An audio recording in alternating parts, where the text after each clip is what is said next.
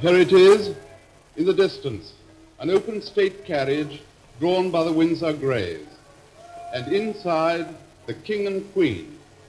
As they pass the stands over there, the people rise, wave their handkerchiefs, their newspapers, cheer. The troops lining the street present arms.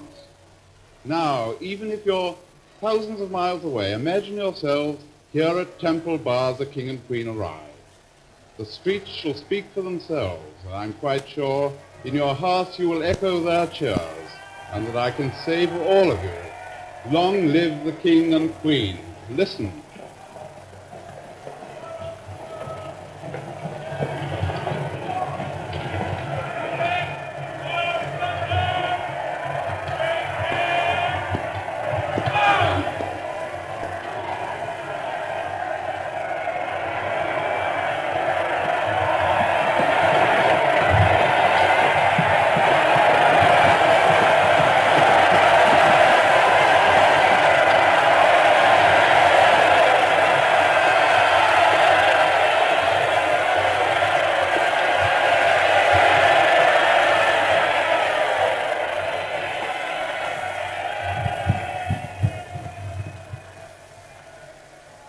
The Lord Mayor, standing bareheaded beside the royal carriage, bows and presents the city sword to the King with its point downward.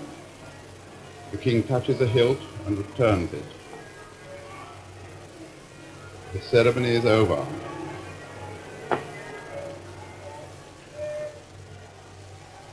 The Lord Mayor and his party return to their carriages.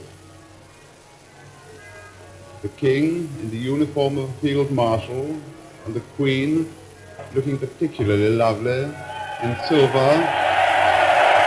and white, are smiling, obviously pleased at the warmth of their welcome. My voice is coming to you from the west portico of St. Paul's, about 60 feet above the main entrance to the cathedral.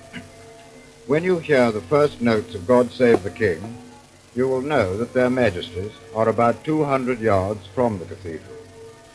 As you hear a fanfare, blown by the trumpeters of the Life Guards, the King and Queen will be proceeding up the steps to the west door.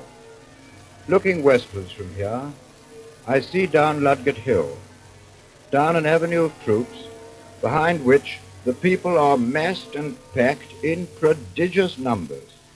They're clustered on the tops of houses. Every window is crammed.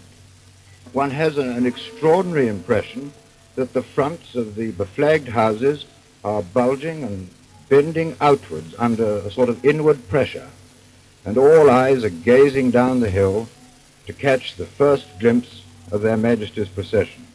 Hello, I see the glint of the Life Guards in the distance. Their Majesties are approaching Ludgate Circus. You shall hear for yourselves the greeting they are receiving from the Voice of London. I'll switch you over to the microphones a quarter of a mile away.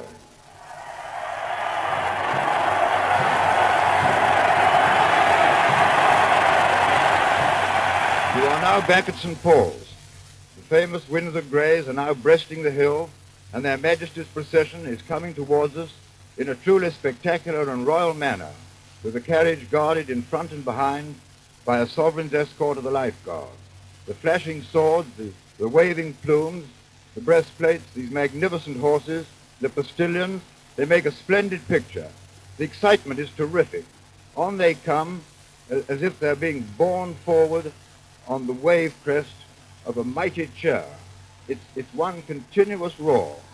For once in a way, the British are really letting themselves go. I've never heard or seen anything like it in my life. Hats are waving, and thousands of handkerchiefs fluttering, and the excitement is almost indescribable. But you must be able to hear the cheers yourself. The great moment has arrived. Here are the King and the Queen.